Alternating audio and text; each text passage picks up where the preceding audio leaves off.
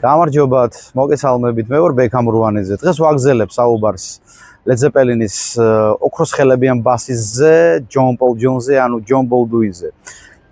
პირველი ფაქტი ის გახლავთ, რომ სტუდია ოლიმპიკში იმ დროისთვის ბრიტანულმა ძალიან ცნობილმა ჯგუფმა ჰერმან ჰერმიცმა გადაწყვიტა მოეწვია ჯონ პოლ ჯონსი როგორც სასესიო ბასისტი და სხვა შორის იმ ალბომში, რომელ ალბომში ჯონ პოლ ჯონსმა მიიღო მონაწილეობა, მაშინ როდესაც ბრიტანეთში და მთელ მსოფლიოში, მათ შორის ამერიკის შეერთებულ შტატებში ძვინვარებდა ბიტლომანია, ეს ალბომი გაიყიდა მხოლოდ 12 მილიონი კოპია.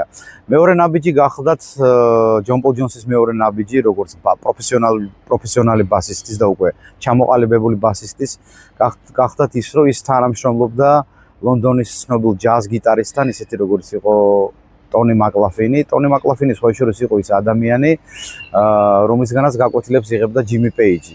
და ერთხელ, კერძოდ 1966 წელს მისმა მეუღლემ, ჯონ პოლ ჯონსის მეუღლემ, ჟურნალ Melody Maker-ში გამოქვეყნებულ ჯიმი პეიჯის განცხადებაზე ურჩია ჯონ პოლ ჯონს, რომ ის გამოხმაურებოდა ამ განცხადებას და სწორედ სტუდია ოლიმპიკში მოხდა ჯიმი პეიჯის და ჯონ პოლ ჯონსის პირველი შეხვედრა და სწორედ მაშინ შეთავაზა ჯიმი პეიჯმა, რომ თავის ახლად ჩამოყალიბებულ ჯგუფ იარდბიორდში მიიღო მონაწილეობა როგორც ბასისტს.